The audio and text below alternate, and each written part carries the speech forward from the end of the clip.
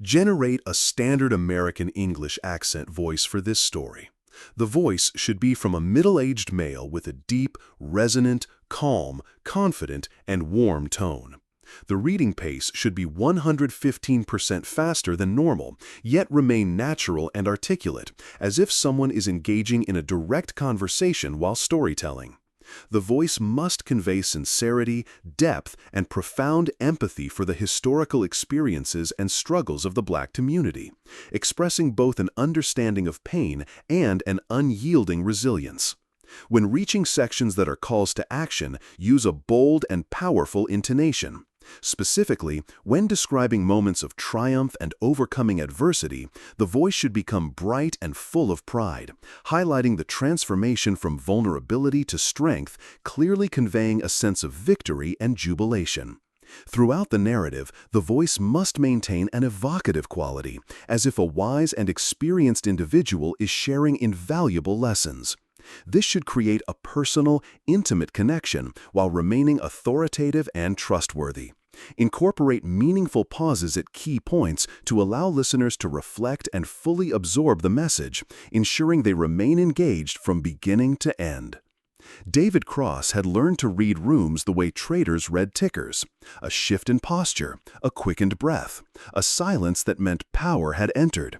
But nothing in his old life trained him for the red square on a grocery store card reader flashing one word that made the room read him: declined. He stood with a basket of ordinary things, milk, cereal, bread, while whispers formed a small weather system behind him. "Guy's watch costs more than my truck," someone muttered. "Influencer stunt," another said, "pretending to be broke for views." A teen snickered, "No Wi-Fi for your crypto today, Wall Street?" The laughter wasn't cruel so much as sure of itself. It assumed everything and asked nothing. David kept his eyes on the blinking word as if it might change its mind out of pity. The cashier, young, forearm tattoos faded by soap and time, hovered, unsure whether to cancel the order or apologize for the machine. Then, clean and bright as a bell, a child's voice cut through the noise. "You can take my money, mister." The line broke into gasps and snorts. "Now a kid's gotta bail out Mr. Armani," someone said. David turned. She couldn't have been more than 8, a black girl with 2 tidy braids and playground-scuffed sneakers, holding out a little fabric pouch stuffed with coins and wrinkled bills like treasure from a drawer. Her gaze didn't waver. "That's yours," David said, soft enough that only she heard. "But you need it right now," she answered simply. "My mom says if someone's standing alone, you stand next to them. That's what good people do." The line went quiet in the way a room does when it's caught watching itself. An older man huffed. "Kids got more class than him." The cashier glanced between them, trapped between policy and humanity. "What's your name?" David asked. "Leah," she said, with a smile so fearless it felt like a hand on his shoulder. He wanted to refuse again, but something in the way Leah stood, like she'd already decided who she was, anchored him. Pride had carried him through headlines and hard quarters. It wasn't going to pay for milk. Dignity, he realized, might look like accepting help from someone who had no reason to give it. He nodded to the cashier. "It's okay. I'll sort it out." "Do you want me to cancel, sir?" the cashier asked, almost relieved to be told what to do. Before he could answer, a woman in worn hospital scrubs hurried over, eyes wide. "Leah, baby, what did you do?" She took in the scene in one practiced sweep: the card reader, the frozen man in good boots, her daughter with the pouch. "She's not causing trouble, is she?" "No trouble," David said. "She just saved me from a heap of shame." Leah looked up, matter of fact.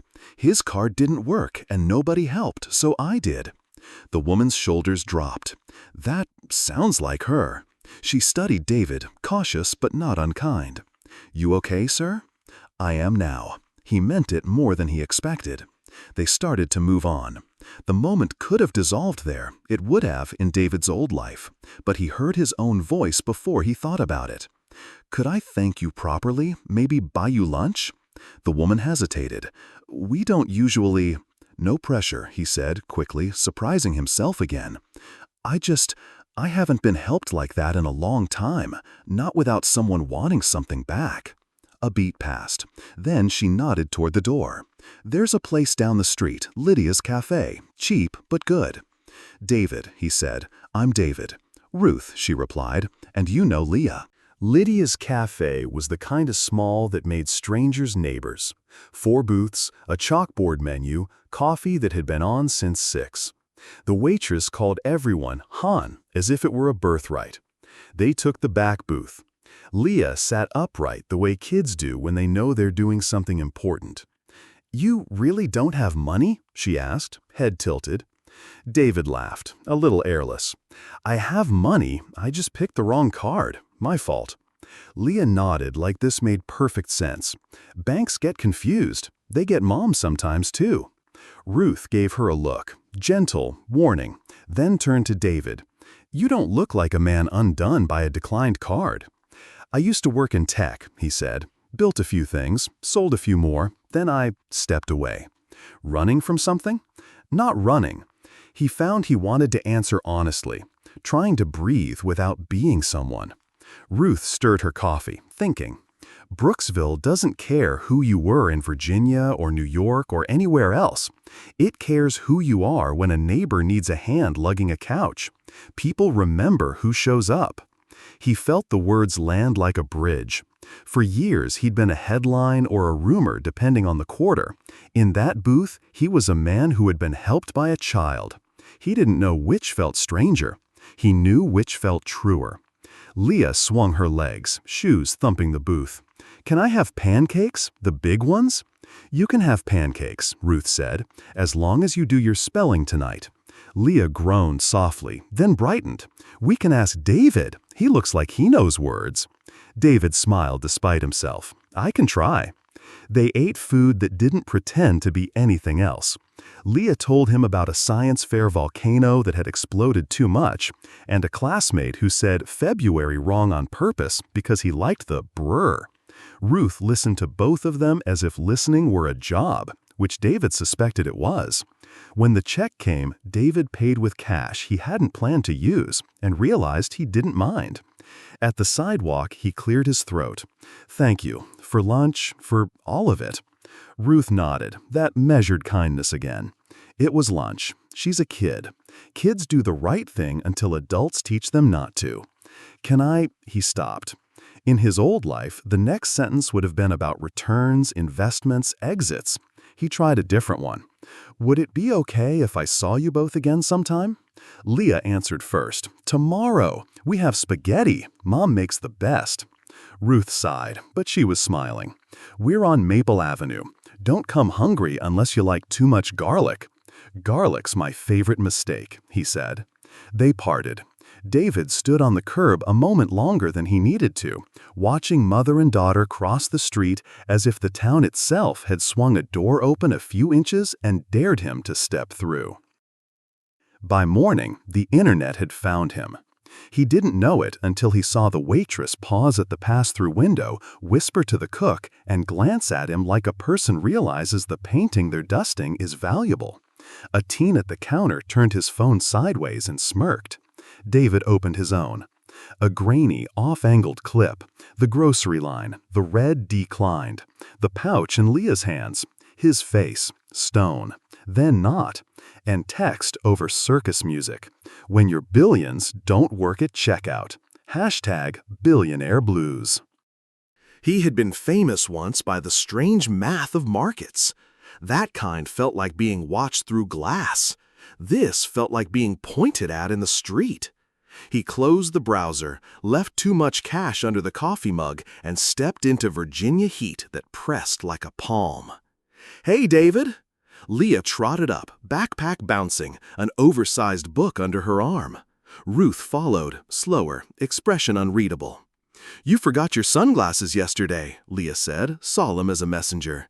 He took them, grateful for the pretense of needing something he hadn't paid for. "I saw your face on Mom's phone," she added brightly. "You're famous now." Ruth winced. David knelt to Leah's level. "Sometimes being famous just means more people laugh when you fall." Leah wrinkled her nose. "That's dumb. You didn't fall, you just had a money hiccup." He chuckled despite the tightness in his chest. "You make it sound less tragic."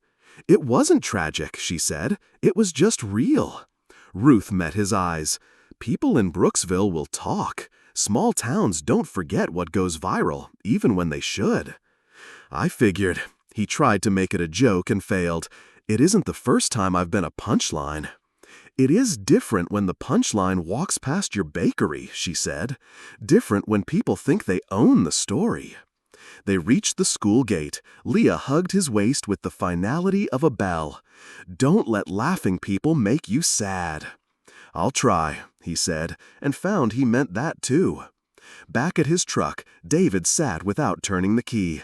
He could drive. He knew 100 towns where he would be only the sound of his tires. He stared at his hands on the wheel and heard Leah again. "You didn't fall. You had a hiccup." Shame wanted him gone. Gratitude asked him to stay. In his pocket, the sunglasses felt like proof that yesterday had happened at all.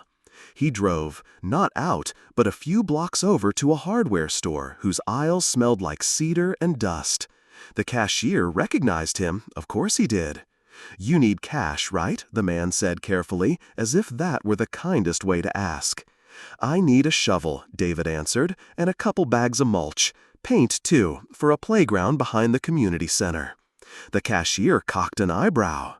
"Out of the kindness of your heart?" David surprised himself with the truth. "Out of the kindness of a kid who gave me $10. The man didn't answer. He rang up the shovel and the paint in colors David chose without thinking. Sky blue, a red like a truck from childhood, yellow that looked like it had been waiting to be the sun. He loaded his truck and caught himself humming on the way to the community center. The playground out back had a sagging fence and a slide that had once been green. He set the shovel into ground gone to weeds and started with what he could do alone: pull, cut, haul, scrub. His shirt stuck to him. Sweat ran into his eyes. The laughter from online clung to the corners of his mind, but it had to make room for Leah's voice. Around mid-afternoon, a boy at 10 drifted to the fence line with the wary curiosity of kids and birds. "You fixin' that place?" he asked. "I am," David said. "My sister cracked her tooth on that slide last year." "Then I'd better reinforce the bolts," David answered. The boy nodded like they'd completed a transaction and wandered off.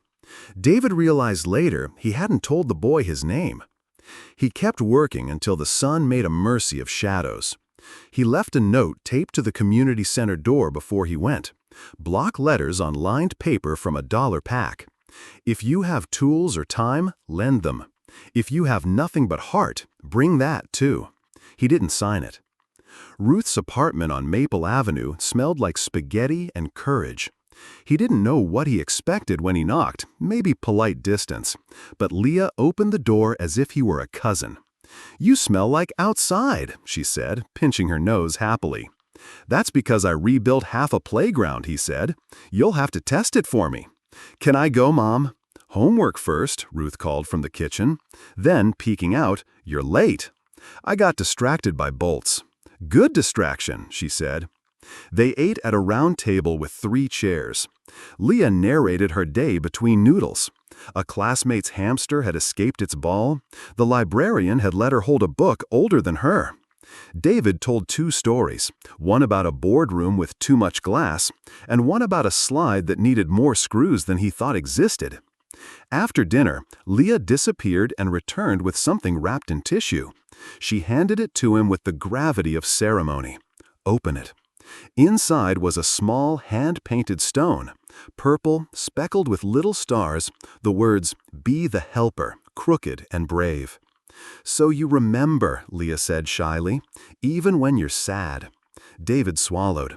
"I'll carry it everywhere," he said, and the sentence felt like a promise he might actually keep. He stepped onto the small balcony with Ruth while Leah cleaned up crayons with the focus of a surgeon. "I still don't know who you are," Ruth said, "not the internet version." "I told you, David. You know what I mean." He looked over the quiet street. A couple walked a slow dog. Someone laughed below. I used to think my name was the point, that if it was said enough, I mattered. Now I'm wondering if the only thing that matters is what you do when no one's saying your name at all. Ruth didn't fill the silence that followed. She let it be what it was. Then he reached into his pocket and set an envelope on the table by the door. "For Leah's school things," he said. "Books, lunch, whatever." "I don't want your guilt money," Ruth said, but there was no heat in it. "It isn't guilt," he answered. "It's gratitude." She weighed him, then took the envelope with a sigh that sounded like compromise rather than surrender. "You don't need to fix anything," she said. "You just need to be honest." He nodded. Honesty had always been more expensive than it looked. When he left later, the purple stone rode in his pocket like a small, warm truth. Back at the motel on the edge of town, he set it on the nightstand beside his watch and key fob. It made the generic room look a little less like nowhere. He slept harder than he had in months and woke to the hum of a phone that had learned to be a siren. The clip had reached 1 million views and then 2. New edits added clown horns. Some comments were clever, most were lazy. He poured coffee that tasted like penance and closed his eyes. He could leave. He could. He could let Brooksville be a nearly was and carry the stone like a souvenir. Or he could show up at the playground with the shovel and make the day answer to him instead of the other way around. He put the stone back in his pocket and chose. By the second morning, Brooksville knew his name again, though most still didn't know him. The grocery clip had sprinted across timelines and settled into small-town routines. At Lydia's cafe, the cook kept peeking. On Main, a mechanic called, "Card working today, boss?" An old-timer added, "Check your GoFundMe." David decided the strangest part of being a joke was how ordinary life insisted on staying. He put on a cap, kept the purple stone in his pocket, and drove, not out of town, but to the community center. The playground behind it had been surrendered to weeds. Chain links gaped, the slide's plastic had bleached. He started with a wrench and a broom. Clear problems, honest tools, visible progress. Sweat didn't ask for a caption. Around noon, a boy hovered at the fence. "You fixin' that place?" "Tryin'," David said. "My sister chipped a tooth on that slide last year." "Then it won't bite anyone again." He offered a smile. "I'm David." "Eli," the boy said. "Want a hand?" "Start by smoothing edges," David said, passing sandpaper. "If something's safe, it's almost ready to be fun." By late afternoon, curiosity became help. 2 teens brought leftover paint. A retired sergeant said, "I can hold a board." A woman in a floral dress delivered a cooler and bossed everyone into drinking water. No one asked for a speech, they asked for screws. That evening, David taped a note to the back door. "If you've got tools or time, lend it. If you've got nothing but heart, bring that too." He didn't sign it. He woke early to hands stiff from honest work. Eli was already there. "My mom said 1 hour. I negotiated 1.5. "Compromise is the foundation of every good structure," David said, handing him bolts. By mid-morning, more arrived. High schoolers with drop cloths, a granddad with an orbital sander, a young dad with a toddler. When asked who to thank, David patted the stone in his pocket. A kid. Leah appeared at speed, Ruth in measured pursuit. "You fixed the ladder," Leah yelled, testing each rung. "And the monkey bars don't squeak." Ruth watched David. "You've caused a stir." "I didn't mean to. A little girl gave me $10. I'm paying it forward, with interest." Interest is a dangerous word here. Then call it gratitude. Rate, variable. Term, lifelong. She shook her head, smiling despite herself. Paint dried in bright blocks, sky blue rails, fire truck red, stubborn sun yellow. The work's rhythm replaced the rhythm of headlines.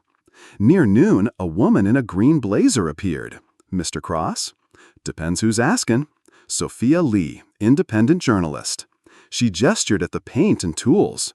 "People smell a narrative." People love the wrong ones, David said. Either I'm a fraud doing PR or a saint. I'm neither. Then who are you? Somebody tired of being the wrong answer. I spoke with Leah, Sophia said. She told me about the purple stone. You talked to her? She also said you're her friend and you're fixing her park. That line alone is worth ink. She handed him a card. On the back, the quiet falls matter. If I show up again, I'll bring gloves. By Saturday, the playground had a heartbeat. Kids returned with bandanas and paint-streaked hands. Teens argued about shades but stayed late. The retired sergeant counted screws like prayer beads. The mayor ambled through, nodded, and said, "Looks like we're getting our tax dollars worth out of your free labor," which in Brooksville was approval. Unveiling seemed too big a word for a fence and a slide, but the afternoon it all came together, people gathered as if they'd been invited, which in a way they had. Ruth stood with a thermos, Leah climbed everything twice. Eli presented his sister to the slide like a repaired machine deserved ceremony. David tried not to look like he was waiting to be told whether he'd done enough. At the back wall of the center, flaking paint had become a mural. Hands of every size added color. In the middle, a clean script declared, "Be the helper." Beneath the words, small but unmistakable, a purple stone with crooked stars. David's chest tightened. Who did that? Answers overlapped. The kids started it. A teacher sketched the letters. I just filled in yellow. Sophia scribbled timestamps. "Whether you wanted it or not," she said, "you're in a story now. Maybe it's theirs more than yours." "I didn't start it," he said, nodding toward Leah. "She did." For a week, Be the Helper worked like a spell. People waved more. Someone left a box of new books with a sticky note for later. Nora at the grocery said she had stopped apologizing to machines on behalf of people. David bought paint and left change in the tip jar. Then the rumors thickened. Anonymous posts said the project was cover for whatever went down at his last company. A radio host asked why a so-called philanthropist wouldn't put his name on a check. A blog called Watchdogs ran the brand called Cross. He read none of it and still felt all of it. In Lydia's, men pretended not to glance at him. On Main, a woman he'd helped carry a box crossed the street. He showed up anyway. The mural was hit on a Tuesday night. Someone shook a can and left a sentence where the 4 words had been, "Fake Savior," in angry red. David stood before it at dawn, gravel pressing his soles, the stone warm in his palm. He said nothing because any words would have been to the wrong audience. Leah arrived and stopped like she'd hit glass. Who did that? "Someone who's hurting," he said. "But you're a helper. That's what we're trying to be." Ruth's jaw was set. Cowards. They didn't even sign it. Sophia appeared with rollers and paint on her jeans. I heard. We can be loud without speaking. By noon, the lot was full. The art teacher arrived with a crate of brushes. The retired sergeant set up a ladder and with the command voice of old habit, assigned squares. The mayor brought donuts and a trash bag for empty cans. Parents pressed little hands into trays of paint and then onto the wall, so color bloomed like a census. They didn't erase the insult, they absorbed it. Around the stone, they built garlands of stars and bridges arcing toward the letters. When the space above felt bare, the art teacher chalked a line. A boy in a ball cap painted it slowly, careful not to ruin something real. The letters came into focus, one by one.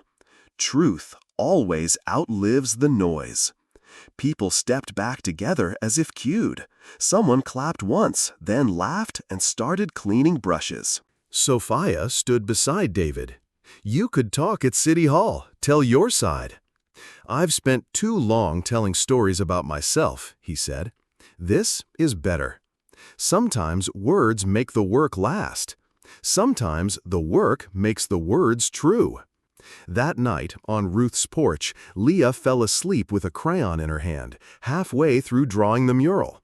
Ruth poured iced tea. "You're steadier than the noise," she said. "I'm trying to be." He turned the stone in his fingers. "Maybe you didn't have a town to steady before," she said. "Or a kid." He laughed and let the laugh stay a beat longer than the joke. A black sedan rolled past and slowed, suit in August, sunglasses, the kind of posture used to getting answers. The car didn't stop. It turned the corner. "Friend of yours?" Ruth asked. "An old colleague," David said. "Or a messenger." "What does he want?" "Probably the past." "Does the past have your number?" "It used to." He closed his hand around the stone. "I changed it." Ruth nodded toward the wall, faintly visible from the porch. "Then keep answering this one." David looked at the fresh line above the old words and felt the day tilt a little toward him. He went home with paint on his knuckles and the sense that the noise would not be the last word. The rumor didn't knock. It broke a window and climbed in. Just after sunrise, David's phone thrummed on the motel nightstand. A text from Sophia. "You need to see this." A link followed, grainy footage from a security camera. Night vision turned everything to chalk and shadow. A hooded figure approached the community center wall, shook a can, sprayed red. The angle was just wrong enough to blur the face, just clear enough to suggest his height, his gait. The caption read, "Brooksville's new savior, caught in the act." The comments did the rest.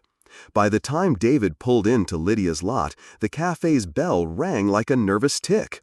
Conversation stopped and started. Nora from the grocery stared down at her hands. A man at the counter said, "If it looks like you and moves like you." Sophia stepped out of a corner booth, jaw tight. "It's edited," she said without preamble. "The timestamp's inconsistent, and the second frame jump is a cut. Truth loses to speed. Then we make the truth stationary and big." She nodded toward the door. "People are gathering." They were, outside the community center, in a loose ring that wasn't a mob, but wasn't a picnic. Work boots, folded arms, phones ready. The mural looked smaller behind the forest of eyes. David didn't climb the steps or find a microphone. He stood where everyone could see him and didn't raise his voice. "I've seen the video," he said. "It's not me." A scoff from the back. "Looks like you." "Why would someone frame you?" asked another. "Because I walked away," David replied. "Because the people who profited when I ran on fumes don't forgive. Because a story where I'm a liar is more satisfying than a story where a town chose to help each other." Murmurs. Leah squeezed through legs until she was beside him, chin up. Ruth joined, shoulders squared. "We were with him," Ruth said, level as an EKG. "He brought dinner. He helped with a science project. He wasn't out here with paint." Sophia raised a hand, not to command silence, but to borrow it. "I pulled the file. The metadata's been altered. If you want details, I'll show you, after this, line by line." Generate a standard American English accent for this story. The voice should be from a middle-aged male with a deep, resonant, calm, confident, and warm tone. The reading pace should be 115% faster than normal, yet remain natural and articulate, as if someone is engaging in a direct conversation while storytelling. The voice must convey sincerity, depth, and profound empathy for the historical experiences and struggles of the Black community, expressing both an understanding of pain and an unyielding resilience. When reaching sections that are calls to action, use a bold and powerful intonation. Specifically, when describing moments of triumph and overcoming adversity, the voice should become bright and full of pride, highlighting the transformation from vulnerability to strength, clearly conveying a sense of victory and jubilation. Throughout the narrative, the voice must maintain an evocative quality, as if a wise and experienced individual is sharing invaluable lessons. This should create a personal, intimate connection while remaining authoritative and trustworthy. Incorporate meaningful pauses at key points to allow listeners to reflect and fully absorb the message, ensuring they remain engaged from beginning to end. A beat of quiet. Then Mr. Jenkins, the retired sergeant who counted screws, cleared his throat. "I don't speak metadata," he said. "I speak kids." He nodded at Leah. "That one wouldn't follow a liar. That's all I've got." The line broke in a dozen places at once. Someone laughed, small but clean. The circle loosened into clumps of neighbors who suddenly remembered they were neighbors. Sophia leaned toward David. "It won't stop because we're right." "I know," he said, "but it slowed down because we stood here." That afternoon, the wall didn't change. The town did. A teacher asked if students could log service hours at the playground. A welder offered to fix the bent gate for free. The mayor sent word, "City Hall, tomorrow, bring your gloves." It wasn't a summons, it was a dare to keep building. The man in the suit waited until the dust settled to appear again. David stepped out of Nora's store with a sack of bolts and a gallon of water. The black sedan idled at the curb like a comma that refused to end its sentence. The driver's door opened, the suit stepped out, sunglasses off this time, smile calibrated. "David," he said, "it's been a minute." "Victor," David answered, "it's been long enough." Victor Hale had a way of pausing as if the room should fill the silence with reasons to admire him. "You've gone rustic," he said, looking past David at Main Street, the mural, the little world that refused to fit into his spreadsheet. "It suits you, but it can't contain you." David let the line stay there, unpicked. Victor slid a folder from under his arm. "Offer simple, quiet settlement, controlled narrative. You sit for 2 interviews, we take the heat off with a philanthropic fund that bears your name. I have statements drafted. We lean into the grocery clip, contrition, humility, got my priorities wrong, and we parlay this small-town halo into a return with teeth. Shareholders forgive if you make the money.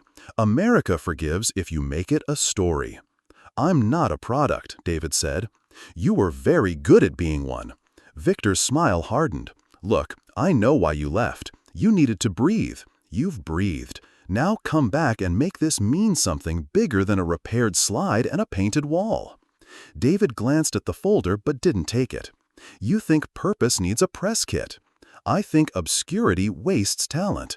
And I think scale is not the same as meaning," David said. "I missed calls from my mother because I was in meetings about meetings. I wore out bodies that didn't belong to me. I'm done." Victor stared as though confusion itself might shame him into agreement. "You can clear your name, David." "I don't need the world's apology," David said. "I needed to stop pretending it mattered." Victor's look flickered, then closed. He tucked the folder back under his arm. "The door's open," he said. "You won't like it when it isn't." David smiled without teeth. "I changed my locks." Victor left. The sedan rolled away. David stood still until the street's normal noises pushed the moment back into scale. Across the road, Eli waved from a bike.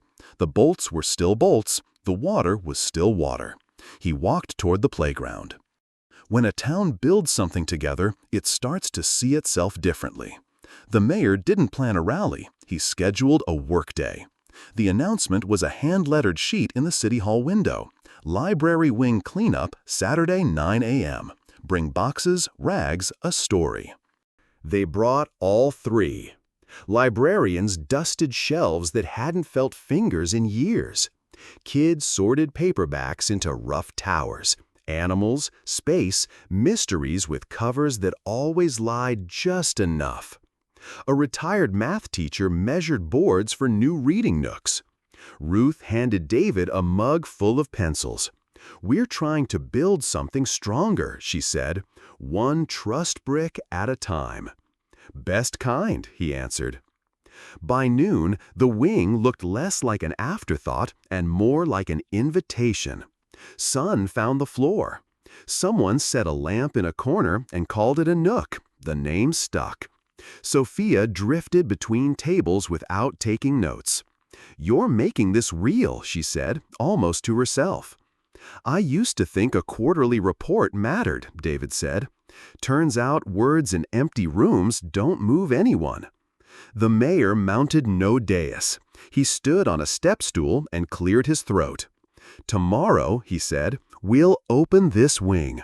We're calling it Beacon Hall, because light is what we have when the noise quits, and because a kid reminded us to be that for each other." Applause isn't always loud. Sometimes it sounds like 50 people exhaling at the same time.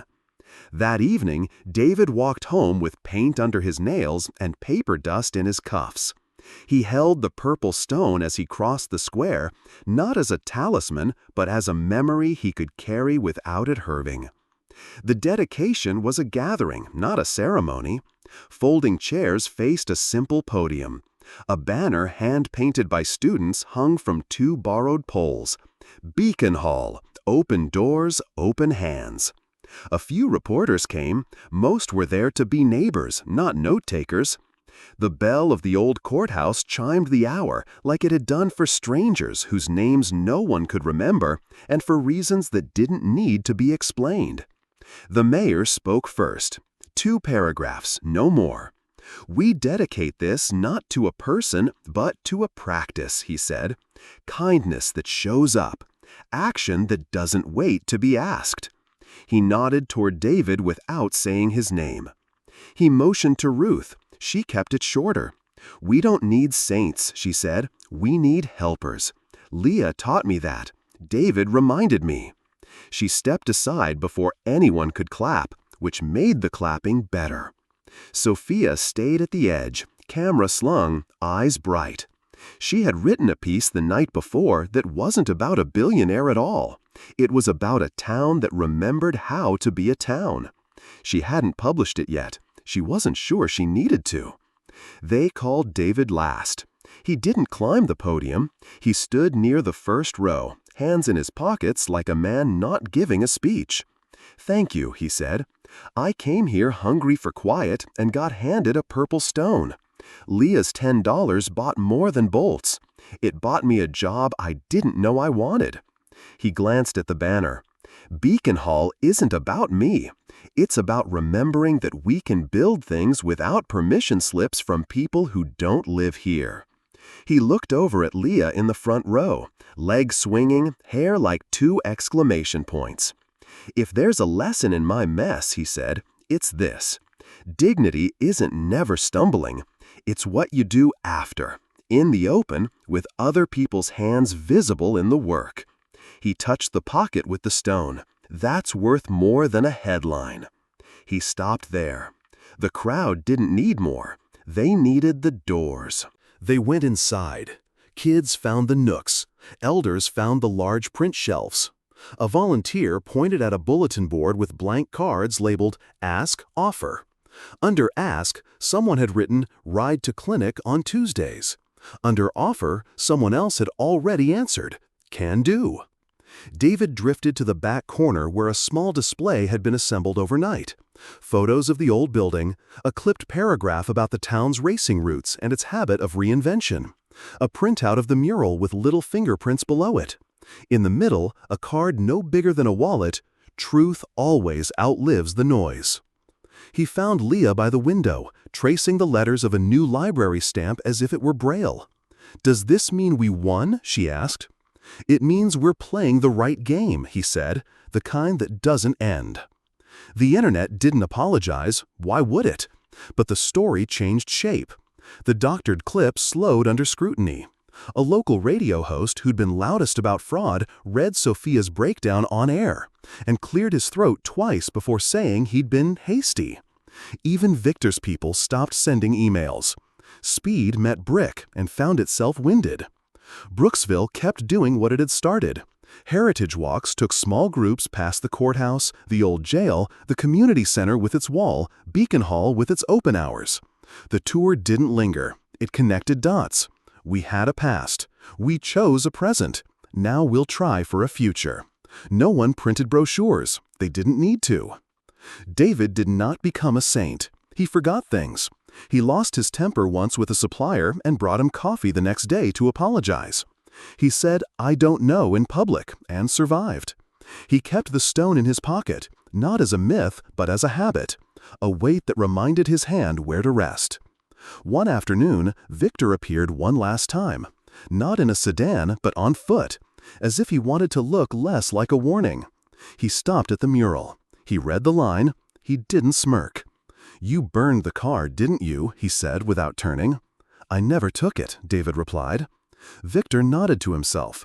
If you change your mind, the world will still want its story. We're busy writing hours, David said, and Victor surprised him by smiling, a real one this time, brief as a truce. He left without adding a threat. Months later, on a Tuesday that couldn't be told from any other by a satellite, Beacon Hall hummed. Leah led a reading circle with kids younger than her, carefully mispronouncing February on purpose, so they could laugh together and then say it right. Ruth sorted donated paperbacks, rejecting only those with mold and a particularly lurid pirate on the cover. Eli ran a tool checkout list taped to a clipboard like it conferred rank. Sophia visited without a notebook. She left a stack of printed essays on a table by the door. Stories we saved by showing up, with a little sign that read free. No byline on the cover. She'd put her name inside, small. David fixed a hinge that squeaked and a sign that leaned. He paused at the bulletin board. Under Ask, a new card. Need help with algebra. Under Offer, someone had written, I used to teach it. Wednesdays at 4. He stepped onto the stoop when the hour turned and the courthouse bell declared it so. The square smelled like rain even though the sky hadn't decided. He rolled the purple stone between his fingers. It had lost a little paint at the edges. So had he. Leah bounded out with a book in her hand. You promised to listen to my paragraph, she said, serious as a lawyer. I did, he said. She read, a helper is someone who shows up before you know how to ask. She looked up. I wrote that, not the internet. He laughed. Best sentence I've heard all week. Ruth joined them, leaning on the doorframe. We're low on pencils, she said, and patience. I can fix one of those, David said. The other we'll borrow from the kids. They stood there as the wind changed its mind twice. Across the square, a couple argued about whether the peach jam was better than the blackberry. A dog decided everyone was his business. The mural's letters held. Truth had outlived the noise, not by conquering it, but by working longer hours, with more hands. David slipped the stone back into his pocket and felt the weight settle the way good habits do. He had not rebuilt an empire. He had helped build a room with shelves and chairs and a sign that said open. He had learned the difference between being important and being useful. He had learned which one made him sleep. Ready? Leah asked, bouncing. I'm going to show you where the new mystery books live. Lead on, he said. I'll try to keep up.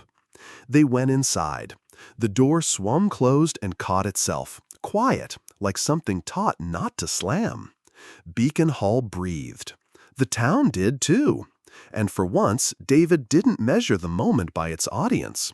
He measured it by the small sounds of a place working, pages, pencils, a hinge and a laugh, and decided the day had said enough. In the end, this story reminds us that dignity is not measured by wealth, status, or the applause of others, but by the courage to stand firm when the world tries to diminish us. A declined card, a child's simple kindness, and a community willing to rebuild together. All of these moments reveal a truth we often forget. Our value does not lie in what we own, but in how we choose to show up for one another. As the saying goes, it's not the load that breaks you down, it's the way you carry it. When we face injustice, ridicule, or misunderstanding, we can either let the noise define us, or we can let the truth outlast it. For many of us, especially as we grow older, the temptation is to stay silent when hurt, to retreat when judged. Yet silence only feeds the cruelty of prejudice. This story calls us to break free from toxic cycles, to recognize relationships or narratives that steal our self-worth, and to remember that kindness, even in the smallest form, has the power to shift the course of lives. We are never too old, too small, or too defeated to be the helper that someone else desperately needs. So perhaps the real question is, how will you choose to carry your own purple stone, that reminder of who you are at your core? Will you let bitterness or shame dictate your story? Or will you stand with quiet courage and lend your hand to another? If this story touched you, I invite you to share your reflections in the comments below. Tell us about a time when kindness or truth changed your path. Don't forget to like this video to support our work, and subscribe so you won't miss the next powerful story. May peace and hope find you tonight, and may tomorrow bring gentler days.